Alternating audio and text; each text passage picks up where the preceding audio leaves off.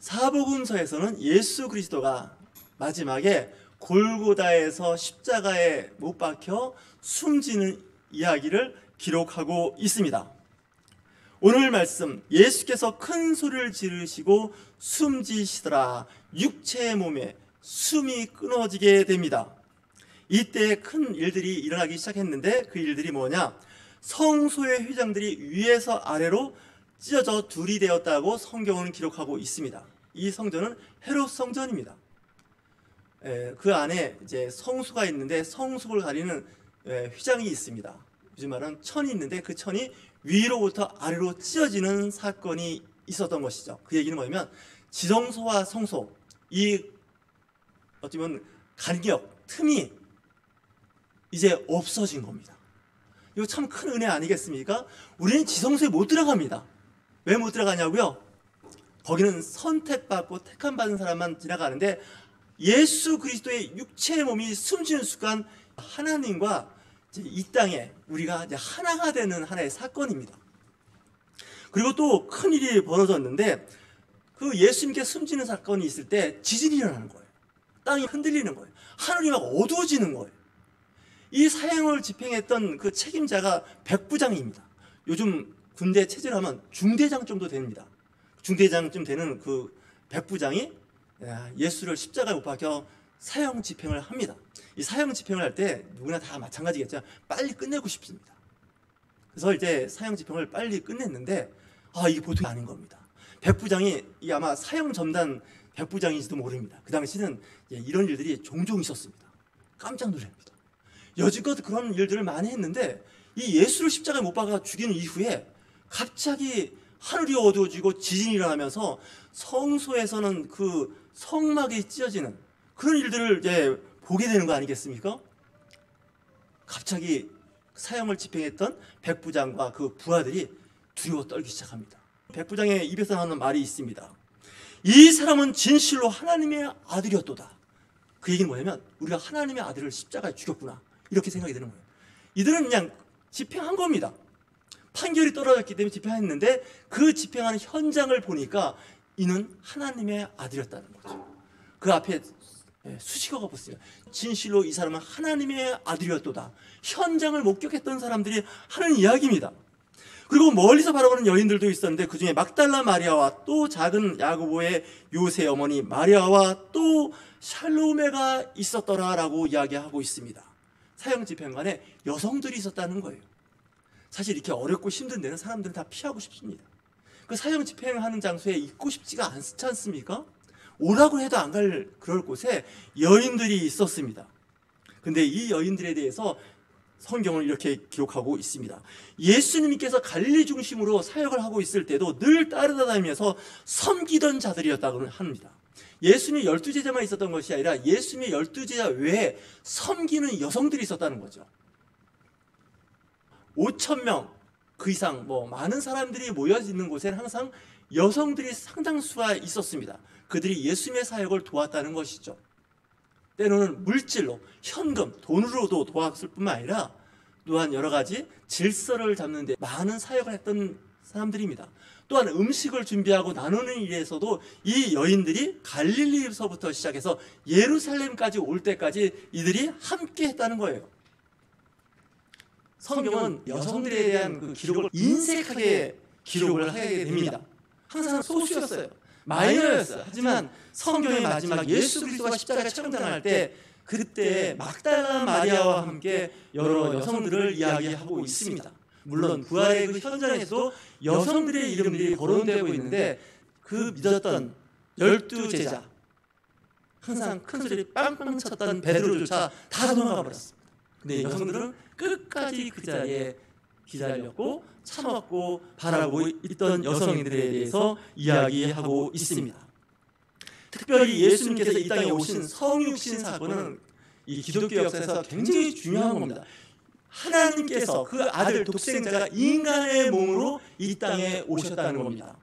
그리고 이 땅에 오신 예수님께서 하나님의 나라 천국을 선포하면서 이 땅에 살고 있는 백성들의 질병을 고쳐주십니다. 문제를 해결해 줍니다. 구약의 율법을 붙잡고 있던 서기관과 바리새인들과는 다른 영적 권세가 있었다는 것이죠. 말씀의 능력이 나타나는 거예요.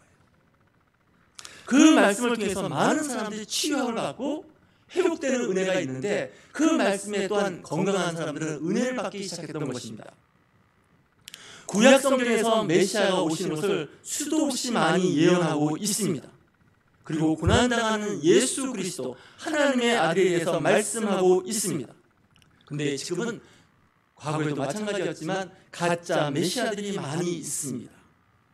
인류의 시작부터 지금까지 진리와 싸우는 것은 거의 거짓과 거짓 선지자들과의 싸움이었던 것이죠. 성령의 임재가 없는 각종 거짓 구원의 구원은, 축복은 엉터리 보험입니다. 여러분들 이 시대는 특별히 영분별을 많이 하셔야 됩니다. 특별히 기도하시기 바랍니다. 하나님, 이 시대에 분별을 갖게 하여 주시옵소서. 가짜가 너무 많아요. 하나님의 이름으로, 예수 그리스도의 이름으로 선포하고 하는 일 이면에는 자기의 욕심과 자기의 생각이 막 퍼져나가는데 독버섯 천다고 있는 거예요. 독버섯의 특징이 뭘까요? 빨리 자라면서 색깔이 아름답다는 거예요. 보암직도 하고 먹음직도 해요. 근데 그거 하나만 먹어도요, 죽는데 문제가 없다는 거예요. 독버섯 하나 먹는 거예요. 사실 전문가들도 시험버섯과 독버섯이 잘 구분이 안 된다는 거예요. 먹음직스러우니까 먹는데 그거 먹고 나서 구토와 함께 어지러움증과 신경도 사망에 이를 수가 있다는 거예요. 영적으로 그런 일들을 당하지 않으면 여러분들 구분하셔야 됩니다. 예수 그리스도는 이 땅에 오셔서 고난을 선택하십니다. 십자가의 고난을 통해서 다 이루었다고 말씀하고 있는 거죠. 이 사역의 길, 어찌 보면 교회의 직분자의 길은 고통과 고난의 길에 동참하는 것일 수도 있습니다. 여러분들 이 주일날 하루가 얼마나 귀한 날입니까? 이 날에 하나님께 드린다는 건요, 만만치 않습니다. 이 시간에 다른 일 할 수 있는 여러 가지 세상의 유혹이 많음에도 불구하고 주일이면 교회에 와서 앉아 있게 됩니다.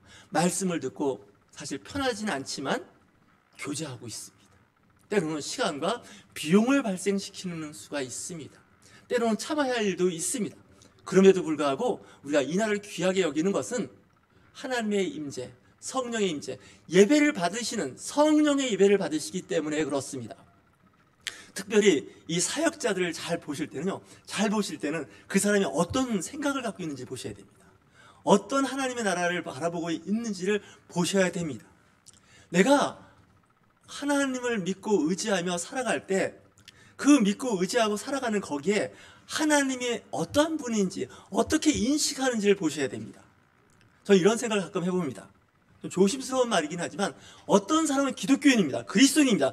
자타가 인정합니다. 근데 보니까 그 사람 중에 일부는 기독교를 이용하는 사람들이 있습니다. 하나님과 예수 그리스도를 이용하는 사람이 있어요. 내 생각과 내 뜻을 이루기 위해서 그걸 끌어다 붙이는 사람들이 있다는 거예요. 이걸 분별하는 거예요. 예수님은 그러지 않았습니다. 예수님은 헌신하셨다는 거예요. 그와 함께 했던 여성들도 갈릴리에서 예루살렘까지 따라오면서 섬겼던 사람들이에요. 십자가의 고난에 참여했던 사람들입니다. 그러면서 하나님의 나라를 사랑했던 사람들이에요. 내가 가진 것을 나누지 않고서는 되어지지 않는 거예요. 저는 그래서 구호를 외치는 사람들 개인적으로 별로 좋아하지 않아요. 요즘에 구호를 외치는 사람들이 얼마나 많습니까? 근데 그 이면을 보면 하나님의 나라하고 별로 사실 상관이 없는 것 같아요. 자기 어떤 객기 부리는 것 같은 생각이 들 때가 있어요. 십자가 질 생각은 안 하고 그냥 구호만 외치고 자기 중심으로 뭉쳐라 하는 얘기만 하는 그런 사람들이 너무나 많은 거예요. 오히려 보이지 않는 곳에서 잘 섬기고 하나님의 나라를 사모했던 여성들이 있었다는 것이죠. 예수님 이전이나 이후에도 하나님의 아들이라는 사람이 많았습니다. 메시아가 많았어요. 많은 백성들은, 많은 국민들은 혹시 저 사람이 우리가 기다리던 메시아가 아니었을까? 이런 생각을 했는데 결과를 보니까 아니더라는 거예요. 속았다는 생각이 드는 거예요. 또 이번에 메시아가 나왔는데 그 사람도 또 하나님의 아들이 아닐까? 이 땅을 구원하는 사람이 아닐까? 그렇게 생각했는데 그 사람도 또 아닌 거예요. 알고 봤더니 깡패예요. 살인자예요. 예수님을 십자가에 못 박아 죽여라고 외쳤던 사람들이 한 사람을 6월절이 되면 사면이라는 것을 제안했을 때 사람들은 살인자였던 바나바를 풀어달라고 이야기하는 거예요. 그는 민족주의자였고요. 유대인의 독립을 외쳤던 사람이에요. 근데 그 사람은 하나님의 나라하고는 아무 상관없는 사람. 이 바나바는 하나님을 이용했던 사람이에요. 민중을 획책해서 선동해서 자기의 뜻을 이루려고 했던 사람이에요. 그래서 그 당시에 많은 지식인들, 성경학자들이 속았던 거죠. 정작 메시아를 보지 못했다는 거예요. 어떻게 보면 예수님은 그 당시에 큰 사역을 했음에도 불구하고 좀 찌질했었던 것 같아요. 유대인의 그 왕으로서 하나님 나라를 선포하게 볼 때, 기득권에 있는 사람들이 볼 때, 바라봤던 사람들이 볼 때는 이건 이건 메시아가 아니잖아 라는 생각을 했고, 그를 십자가에 못 박아 죽일 때 그를 바라봤던 많은 사람들이 이는 진실로 하나님의 아들이었다는 것을 알게 되는 것입니다. 여러분들도 이 시대에 정말 영분별 있는 사람들이 여러분들을 볼 때, 여러분들은 정말 이 시대에 하나님의 백성이었다, 하나님의 맡은 소명을 감당하는 성도였다, 직분자였다, 사역자였다는 말을 들으시기를 주님의 이름으로 축원합니다. 그러셔야 됩니다. 저 사람은 다른 신앙인들과는 달라. 역시 저 사람은 뭔가 달라. 일반 성도하고 일반 기독교인이라고 불려지는 사람들하고 달라. 이런 말을 들으셔야 돼요. 저도 마찬가지예요. 이 세상에 많은 목회자가 있어요. 선교사도 있습니다. 사역자들이 많이 있는데, 이 시대에 저 윤철중 목사는 정말 하나님의 말씀을 마음에 담고 말씀대로 살려고 몸부림치는 목회자다, 이런 말을 들어야 되는데, 야, 저 양반 좀 이상한 것 같아. 목회자라고 하는데 가만 보면 자기 중심에서 자기 삶을 영위하기 위한, 자기 어떤 기득권을 유지하기 위한 목회하는 것이 아닐까? 이런 얘기가 들리면 좀 생각해 보셔야 됩니다. 이게 뭐가 잘못된 거지? 기독교에서 사랑은 이타적인 사랑입니다. 남을 배려하고요, 남을 사랑하는 거예요. 남을 존중하게 여기는 거예요. 근데 가만 보면 그것 이면에 자기중심적인 것이 있어요. 근데 자기중심적인 것도 있다 할지라도 그것이 결국 결론이 이타적인 사랑으로 전파되어야 되는 것이죠. 예수님께서 뭐라고 말씀하시나요? 나는 이 땅에 온 것이 섬김을 받으러 온 것이 아니라 섬기러 왔다는 거예요. 내 몸이 죽음으로 인해서 많은 사람을 영혼 구원하는 일을 하는 거죠. 이 기독교인들은요, 죽는 연습부터 해야 돼요. 사실은 내 혈기와 내 욕심과 내 명예와 권력을 내려놓는 이 죽는 훈련이 안 되고 일을 하면 굉장히 위험해집니다. 예수님께서 십자가에 죽으신 거죠. 십자가를 지고 골고다로 올라가는 거죠. 저도 어떤 데는 너무 이렇게 섬김 받는 쪽에 있게 되면 몸이 좀 좌불안석일 때가 있어요. 예수님은 섬기라고 했는데 이 섬김 받는 위치에 있게 되지 않겠습니까? 리더들은. 그래서 특별히 조심하지 않으면 진짜 위험해져요. 처음에는 굉장히 경계하고 조심하다가 나중에는 당연한 줄 알게 돼요. 또 당연한 게 지나치면요, 나중에 그걸 요구하게 돼요. 예, 그래서 이제 목회 말년에 이제 그런 모습들을, 내지는 그런 소리를 들을 때마다 안타깝다는 생각이 들어요. 초지일관해야 되는데 처음에 시작할 때 생각과 마음이 끝에 가서는 변질돼 버려요. 많은 분들이 그렇게 돼요. 교회 공동체, 신앙 공동체에서 특히 조심해야 할 부분들이 이러한 부분이라는 생각이 들어요. 제일 그래서 위험한 사람이 누구냐? 또 오고 싶은 교회에서는 접니다. 왜냐면 제가 생각 잘못하고 판단 잘못하고 제가 잘못 처신하면요, 교회 공동체가 위태로워집니다. 이제 이번 주 5년을 섬겨야 할 대통령입니다. 통치라기보다는 섬겨야 할 통치자를 뽑아야 되는데, 여러분들 정말 기도 많이 하시고 잘 뽑으셔야 됩니다. 정말 국민을 사랑하고 헌신적으로 사랑할 수 있는 사람을 뽑는 건지, 국민에게 굴림하고 심한 표현을 하면 갑질하려고 하는 사람을 뽑으면요, 나라 망합니다. 잃어버리는 5년이 될 수도 있습니다. 그래서 지도자를 보는 그 안목이 있으셔야 됩니다. 좀 공부도 하셔야 되고요, 좀 보셔야 됩니다. 우리는 그동안 많은 일들을, 많은 지도자들을 봤습니다. 그리고 경험했습니다. 이제 국민 의식 수준이 이제 높아지기 시작했어요. 옛날에는 무지몽매해서 그냥 구호 외치고 부르짖고 막 그런 사람들이면 그냥 따라갔어요. 우리는 이제 그런 일들을 경험하면서 이제 이거는 아니구나라는 생각을 하기 시작했던 거죠. 이 교회 안에, 교계 안에서도 마찬가지예요. 교계 안에서도 많은 사람들이 구호를 외쳐요. 근데 잘 봐야 돼요.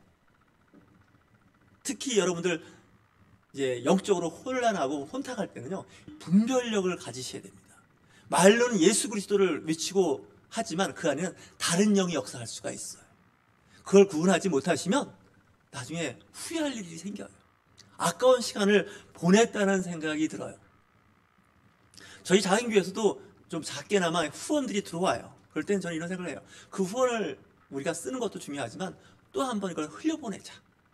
우리보다 더 어렵고 힘든 그 누군가 있을 것이다 라고 해서 그걸 자꾸 해요. 사실 요 얘기만 하고 끝나고 싶어요. 제가 그저께 꿈을 꿨어요. 이건 안 하려고 했는데, 작은 비망록에 기록해두려고 했는데, 제가 꿈을 꾸는데 갑자기 그 옛날에 어떤 그 기독교 핍박하는 그 사회에 많은 사람들이 이제 순교 현장에 저도 참여하게 됐어요. 근데 거기에 보니까 아는 사람이 몇 명 보이는 거예요. 이미 고인이 된 사람도 있었고 지금 살아있는 사람을 제가 2명을 거기서 봤어요. 근데 막상 이 죽음 앞에서 사람들의 태도가 제각각이더라고요. 어떤 분은 나 안 죽었으면 좋겠는데 어쩌다가 내가 여기 잡혀서 이 죽음의 현장에서 있게 됐다고 해서 막 그거에 대해서 불평불만하는 그 순교자의 반열에 있는 사람을 봤어요. 또 어떤 사람은 기꺼이 거기에 죽을 준비가 돼 있는 사람을 봤어요. 그럼 저는 어떻게 했을까요? 근데 꿈이요, 정말 생시 같더라고요. 그래서 저도 이제 이제 여기서 내 인생이, 내 일이 끝나는구나 하면서 주변에 있는 사람들한테 권면했어요. 우리가 언젠간 다 죽습니다.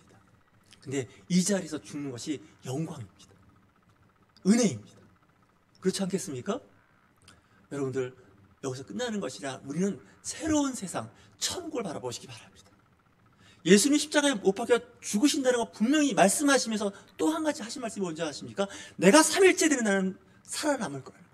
살아날 거라는 거예요. 부활을 분명히 말씀하셨어요. 근데 제자들은 믿지 않는 거예요. 기꺼이 죽을 수 있는 건요, 우리가 앞으로 세상, 천국, 새로운 세상이 열릴 수 있기 때문에 죽음 앞에서 담대한 거예요. 우리 믿음의 순교자들이 다 그랬던 거예요. 제가 그러면서 이런 생각이 드는 거예요. 이제 내가 죽는데 정말 아쉬운 게 있다면 살아생전 선한 일을 더 할 걸. 좀 좋은 일 좀 더 할 걸. 믿음으로 구원에 이릅니다. 여러분 다 믿음으로 구원에 이르러요. 근데 나중에 하나님 앞에 섰을 때 천국에 가면 분명히 상급이 있다는 거예요. 예수님께서 그 말씀을 해요. 그 상급은 뭘까요? 이 땅에 사는 동안에 선한 행위예요. 선한 일들이에요. 우리가 선한 행위로 구원을 받는 건 아니지만 우리가 믿음으로 구원을 이룰 때 마지막 때 너 어떤 일을 했냐는 거예요. 근데 보니까 그 당시 꿈에 시간이 없더라고요. 이제 죽는데 이제 선한 일을 할 시간이 없어요. 꿈에 깼어요.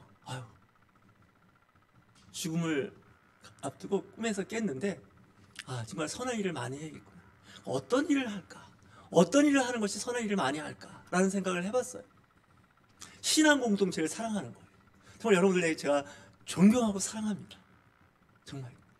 그래서 여러분들한테 뭐 크게 압력을, 영적 힘을 이렇게 하지 않는 이유 중에 하나가 정말 전에도 말씀드렸죠. 눈에 넣어도 안 아플 정도의 귀한 분들이세요. 이 코로나 환경에서 오늘 정말 우리 교회는 100% 참석한 것 같아요. 끝나고 기념사진 하나 촬영하고 싶어요. 정말이에요. 네, 정말 다 오셨어요. 얼마나 어려워요. 모이기도 어렵고 요즘에 코로나 오미크론이 정말 20만을 넘어요. 3월 3일 날은 26만 명이 넘었더라고요. 정말 집 밖을 나가고 싶지가 않아요. 그럼에도 불구하고 여기 오셨어요. 그리고 또한 회복 단계에 있는 2사람이 또 이 자리에 왔어요. 이게 사실 그 하나님께서 받으시는 예배예요. 하나님은 예배 가운데 함께 하세요. 예배를 기뻐 받으시고 그 예배 가운데 우리의 기도에 응답하십니다. 여러분, 예배를 소홀히 하지 마세요. 정말. 구약에는 제사예요. 구약의 이 제사는요, 하나님께서 받으시면서 복을 주신 예배예요. 근데 이 예배를 소홀히 하면 하나님께서 그 예배를 받지 않고 그 사람을 좋아하지 않으세요. 그래서 예배 드릴 때 지금과 몸과 마음을 정말 하나님 앞에 쫙 맞춰나가는 거예요. 코로나19 때문에 정말 예배가 어려워진 건 사실이에요. 그럼에도 불구하고 그 예배를 사모하는 마음이 있는 거죠. 때로는 그 거리가 너무 멀어요. 운전도 해야 되고 때로는 여러 가지 제약도 많아요. 요즘에 우크라이나하고 러시아와 우크라이나가 전쟁하면서 기름값이 많이 올랐어요. 정말 눈에 띄게 기름값이 올랐어요. 좀 장거리 여행할 때는 정말 이 기름이라는 유가도 생각 안 할 수 없을 정도예요. 그럼에도 불구하고 내가 하나님 앞에 모여서 예배할 수 있다는 것, 그 은혜예요. 늘 세상에는 위험이 도처에 깔려 있어요. 그럼에도 불구하고 우리를 돕는 성령님이 계시다는 거죠. 하나님의 아들 예수 그리스도가 이 땅에서 우리와 함께 하심을 믿으실 주님으로 축원합니다. 염려하지 마십시오. 다 지나갑니다. 또 좋은 세월, 좋은 시대가 열립니다. 네, 하나님께서 오미크론보다 더 강하시고 오미크론을 퇴치하실 수 있는 능력이 있으신 분이세요. 이때 온 세계가 좀 더 굳건해져요. 사람들이요. 육신적으로도 또한 지혜도 또한 이 세상을 살아갈 수 있는 힘도 얻게 돼요. 우리가 늘 좋은 것만 있으면요 잘 못 자라요. 때로는 고난을 통해서 환난을 통해서 우리는 성장해요. 단단하게 성장해요.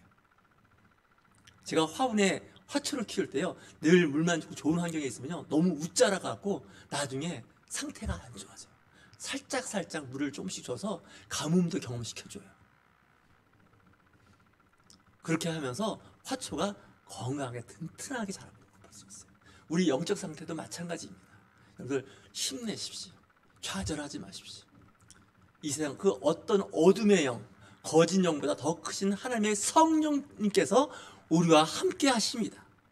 기도하십시오. 우리를 치유하시고 회복하시고 선하고 복된 길로 인도하여 주심을 주 예수 그리스도를 믿는 우리는 늘 아멘으로 우리는 인정합니다. 믿습니다. 힘내십시오. 또 오고 싶은 성도 여러분, 2022년은 여러분들에게 좋은 일이 많이 일어납니다. 여러분들 회사에서 일하십니까? 승진하십시오. 세상 말로 하면 출세하십시오. 또 돈을 벌기 원하십니까? 돈을 많이 버십시오. 할 수만 있으면 정말 돈을 밤을 새워가면서 돈을 버십시오. 공부하십니까? 공부 열심히 하는 학생이 되십시오. 밤을 새워가면서 공부하십시오. 제가 이런 얘기하면 무슨 목사가 그런 얘기까지 하냐 하지만 아닙니다. 존 웨슬리가 한 얘기예요. 그리고 그 공부한 거, 돈 버는 거, 출세한 것을 하나님의 나라를 위해서 쓰라는 거예요. 이웃을 위해서 쓰라는 거예요. 있어야 나눠주고 쓸 거 아니겠습니까? 내가 없으면 빌려 쓰고 꼬 쓰는 수밖에 없어요. 우리 또 오고 싶은 성도는요 돈 빌리러 다니지 않았으면 좋겠어요. 돈 꾸러 다니지 않았으면 좋겠어요. 나눠주고 베풀었으면 좋겠어요. 공부하는 것도 물어보는 사람이 아니라 가르쳐줄 수 있는 사람이 돼야 돼요. 그러면 어떻게 해요? 공부도 더 열심히 해야 돼요. 많은 시간을 투자해야 돼요. 지도자가 된다는 건요 가르치고 또한 인도할 수 있는 능력이 있어야 되는데 내가 가진 게 있어야 돼요. 지식도 지혜도 물질도 건강도 그렇습니다. 그렇지 않겠습니까? 건강해야, 내 몸이 건강해야 건강하지 못한 사람을 돌볼 수가 있는 거예요. 내 몸이 돌볼 수 없는 상태에서 돌봄을 할 수 없죠. 오히려 돌봄을 받아야 되지 않겠습니까? 물론 살다 보면 그럴 때도 있어요. 돈을 빌릴 때도 있고요. 남한테 물어볼 때도 있어요. 하지만 시간이 지나가면서 그런 일들이 점점점 줄어들고 오히려 나눠주고 베풀고 그럴 수 있는 그리스도인이 돼야 될 것 같아요. 여러분들 그런 복을 받으세요. 그리고 기도하세요. 하늘에 계신 그분은 우리보다 지혜가 많으시고 많은 것을 갖고 있는 넉넉하신 분이잖아요. 전능하신 분이고요. 전지하신 분이고요. 그리고 사랑의 하나님이시고 독생자 아들까지 우리에게 주신 분은요. 그 모든 것을 주신다고 로마서에서 사도 바울은 편지를 쓰고 있어요. 그렇지 않겠습니까? 그 독생자 아들까지 주신 그분이 그 이상의 모든 것을 주신다고 로마서 8장 32절에서 말씀하고 있습니다. 제가 말씀을 봉독하겠습니다. 자기 아들까지 아끼지 아니하시고 우리 모든 사람을 위하여 내주신 이가 함께 모든 것을 우리에게 주시지 아니하겠느냐. 아멘 하셔야 됩니다. 독생자 아들까지 주신 분이 우리가 필요한 거, 원하는 거 다 주신다는 거예요. 여러분들이 그 얘기를 안 하시는 거예요. 달라고 안 하시는 거예요. 지혜를 달라고, 성공하고 출세하게 해달라고 안 하시는 거예요. 이대로 쫓아오니 여기서 살죠. 이것도 물론 중요해요. 만족은 감사로 이어질 수도 있지만 때로는 더 나은 세계로 나아가시는 저와 여러분이 되시길 주님으로 축원합니다.